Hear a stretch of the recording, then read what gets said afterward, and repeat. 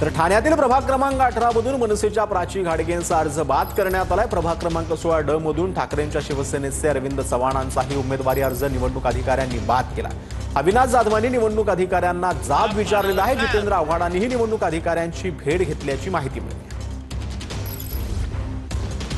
शिंदे गटातल्या जेवढे उमेदवार बंडखोर या ठिकाणी होते त्या बंडखोरांचे सर्व उमेदवार यांच्या साह्याने त्या ठिकाणी जाणून बुजून बाद केले होते। आणि काही ठिकाणी तुम्ही बघितले असेल मनसेचे असतील किंवा आमचे शिवसेना उद्धव बाळासाहेब ठाकरे गटाचे असतील, या ठिकाणी जाणून बुजून ते फॉर्म कशा तऱ्हेने बाद होतील असं या दृष्टिकोनातून त्यांनी काम केलेलं आहे। आणि या संदर्भामध्ये मला वाटतं आम्हाला वाटत नाही की न्याय मिळणार नाही, परंतु आम्हाला रस्त्यावर उतरून त्यासाठी न्याय मागायला लागेल। रामदास आठवलेंनी उपमुख्यमंत्री शिंदेंची भेट घेतलेली आहे। यावेळेला मुंबईतील जागा वाटपासंदर्भात भेट घेतल्याची माहिती मिळते। मुंबई जिल्हा नियोजन समितीसह इतर समित्यांवर आरपीआयच्या कार्यकर्त्यांना सामावून घ्यावा अशी मागणी यावेळेला रामदास आठवलेंनी एकनाथ शिंदेंकडे केली।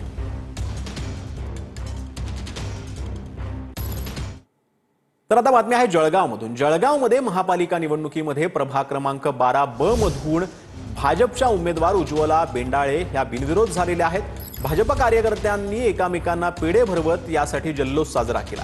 जळगाव महापालिकेमध्ये भाजपचं खातं जे आहे ते उघडलेलं आहे। मी निवडणूक जिंकलेली आहे आणि याचा मला आनंद आहे। नक्कीच महायुती म्हणून जळगाव शहरात चांगल्याच प्रकारे जागा येतील आणि आम्ही सर्व कार्यकर्ते जोमाने कामाला लागलेलो आहोत। आणि आता माझी बिनविरोध झाल्यामुळे माझ्या वार्डातील जेवढे नगरसेवक आहेत बाकीचे राहिलेले त्यांच्यासाठी आणि उर्वरित सर्व प्रभागांमध्ये जिथे जिथे माझी गरज आहे तिथे मी पूर्णपणे सर्वांना साथ देणार आहे आणि सगळ्यांसाठी मतदान घेण्यासाठी जाणार आहे। तर चंद्रपूरमध्ये काँग्रेसच्या विजय अँटी कार्यकर्त्याचा खासदार प्रतिभा धानोरकरांविरोधात संताप पाहायला मिळतोय। तिकीट न दिल्यानं विजय अँटी कार्यकर्त्यांनी खुलासा मागितलेला आहे। प्रतिभा धानोरकरांनी केलेल्या तिकीट वाटपाची पक्षानं चौकशी करण्याची कार्यकर्त्यांनी मागणी केली।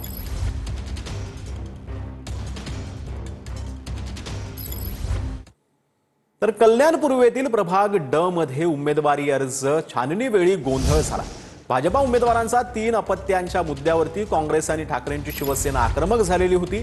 निवडणूक अधिकाऱ्यावर पक्षपातीपणाचा आरोप करण्यात आलाय। तर भाजपा उमेदवाराचे 3ही अपत्य 2001 पूर्वीचे असल्याचा दावा होतो।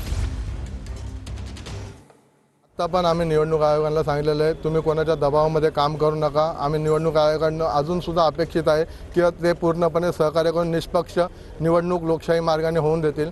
पण जर निवडणूक आयोगाने जर दडपशाहीमध्येच काम करतात त्यांना आम्ही सांगितलं जे पण असेल तुम्ही त्याच्यावरती कारवाई योग्य ते लगेच त्वरित करावी। तर नाशिक प्रभाग क्रमांक 29 मधील उमेदवारी हरकतीवरील सुनावणी संपलेली आहे। भाजपनं दीपक बडगुजर आणि मुकेश शहाणेंना एकाच जागेवर एबी फॉर्म दिलेला होता। मुकेश शहाणेंचा एबी फॉर्म अवैध ठरवण्यात आलाय। तर सुधाकर बडगुजर यांचा मुलगा दीपक बडगुजर यांचा अर्ज वैध ठरलेला आहे। तर अर्ज अवैध ठरल्यानं मुकेश शहाणे भावूक झालेले आहेत। मुकेश शहाणेंना अश्रू अनावर झाल्यात। समर्थकांकडून त्यांचं सांत्वन केलं जातं। जे काही झालं ते चुकीचंच झालं। चोरून एबी फॉर्म भरायचे, परंतु मला कोणावर आता टिप्पणी करायची नाही। पक्षाने माझ्यावर विश्वास ठेवला आणि त्या पक्षाने मला एबी फॉर्म सुद्धा दिला, परंतु घातपात करायची सवय असते तसा घात परत माझा झालेला आहे। योग्य वेळी योग्य मी दिशा सांगेल। विधानसभेची पुनरावृत्ती केल्याशिवाय मी थांबणार नाही एवढं तुम्हाला सांगतो।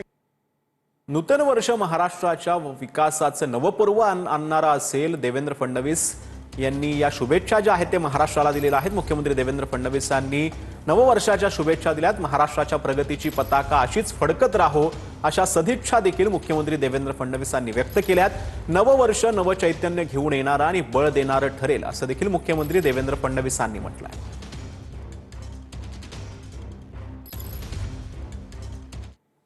तर कोरेगाव भीमा इथं 1 जानेवारीला ऐतिहासिक शौर्य दिन उत्साहात साजरा करण्यात येतो। ऐतिहासिक विजयस्तंभ अभिवादनाच्या कार्यक्रमाची तयारी प्रशासनाकडून पूर्ण करण्यात आली आहे। या तयारीचा जिल्हाधिकारी जितेंद्र डुड्डी यांच्याकडून पाहणी देखील करण्यात आलेली आहे। विजयस्तंभाला अभिवादन करण्यासाठी राज्यभरातून अनुयायी भीमा कोरेगावमध्ये येत असतात। यासाठी पोलिसांकडून मोठा बंदोबस्त देखील तैनात करण्यात आला आहे। व्यवस्थानी सर्व खूप मोठ्या संख्येने जेव्हा लोक येतात तेव्हा सीसीटीव्ही पासून बाकी जे पोलीसची व्यवस्था आहे ते सुद्धा खूप मोठ्या प्रमाणावर करावं लागते आणि याच्याबद्दल चांगल्या पद्धतीने नियोजन सर्व डिपार्टमेंट्सने कोऑर्डिनेशनमध्ये केलेलं आहे. वेगवेगळी ठिकाणी आम्ही शौचालयाची व्यवस्था, पिण्याची पाण्याची व्यवस्था मल्टिपल लोकेशनवर ठेवलेली आहे, जेणेकरून लोकांना त्रास कमी होऊ, कुठल्याही प्रकारचा त्रास होऊ नये. तर लाडक्या बहिणींसाठी वर्षाच्या सुरुवातीलाच आनंदाची बातमी आहे. लाडकी बहीण योजनेचा हप्ता सुरू होण्यास आता सुरुवात झाल्या. लाडक्या बहिणींच्या खात्यामध्ये 1,500 रुपये जमा झालेले आहेत. KYC पूर्ण झालेल्या महिलांनाच आता हप्ता जो आहे तो मिळणार आहे. वर्षाच्या अखेरीस महिलांच्या खात्यामध्ये पैसा जमा होण्यास सुरुवात झाल्याची माहिती मिळते.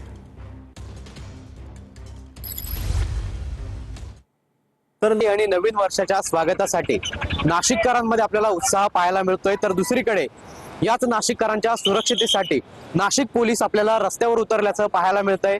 खरं तर नाशिक शहरात सध्या निवडणुका देखील सुरू आहेत. नाशिक शहरासह राज्यभरात महापालिकेच्या निवडणुका पार पडतायत. मात्र अशा काळात नाशिक शहरात कायदा सुव्यवस्थेचा प्रश्न निर्माण होऊ नये, शहरात शांतता अबाधित राहावी, त्याचबरोबर आज 31 डिसेंबर देखील आहे आणि त्यामुळे काही अतिउत्साही नागरिक यांच्याकडनं उपद्रवपणा जो आहे तो केला जात असतो.